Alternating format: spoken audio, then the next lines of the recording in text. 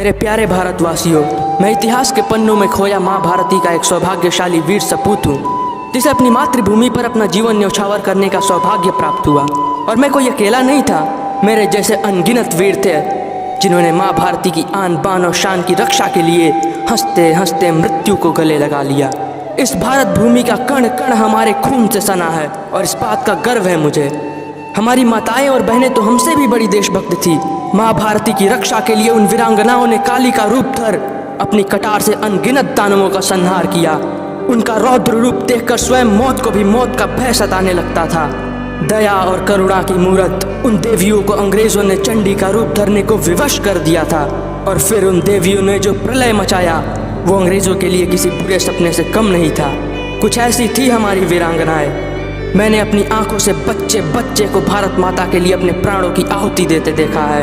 इन आंखों ने खून की नदियां बहते देखा है, जिनके कतरे कतरे से भारत माता की जय की उद्घोष सुनाई देती थी।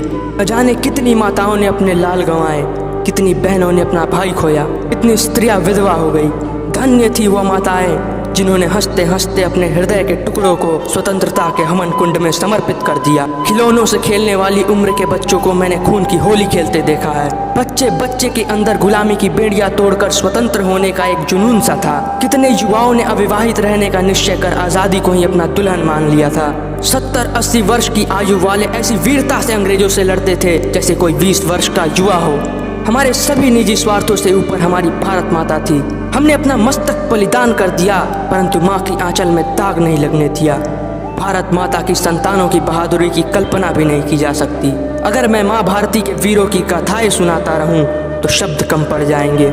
हमने वो हाथें काट डाली जो हमारी माँ पर आघात करने के लिए उठाए गए, वो टांगे तोड़ डाली जिन्होंने धरती माँ को अपने पैरों तले रौंदने का प्रयत्न किया, वो मस्तक कुचल डाले जो माँ भारती के विरुद्ध उठाए गए, वो आंखें नोच डाली जिन आंखों ने भारत माँ को द्वेषपूर्ण निगाहों से देखने का प्रयास भी किया। हमने उस बाहुबल को निस्तेज कर दिया जिसका उद्देश्य भारत माता को क्षति पहुंचाना था।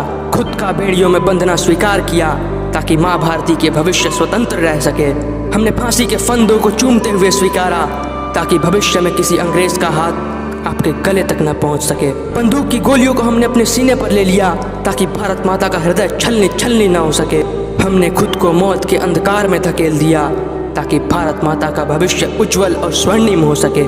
लेकिन जब तक हम जीवित रहे तब तक इस देश पर आंच नहीं आने दिया। रणभूमि में हमने अंग्रेजों का काल बनकर तांडव किया। हमारी तलवारें उन पर बिजली की भांति गिरती थी। आखिर वो गीदड़ कब तक हमारे पराक्रम का सामना करते। हमने उन दुराचारियों को मार भगाया। अब मैं पंच तत्वों में विलीन होकर माँ भारती की गोद में बड़े सुकून से सोया हूँ। माँ भारती की गोद में सोकर उस परम सुख की अनुभूति हो रही है।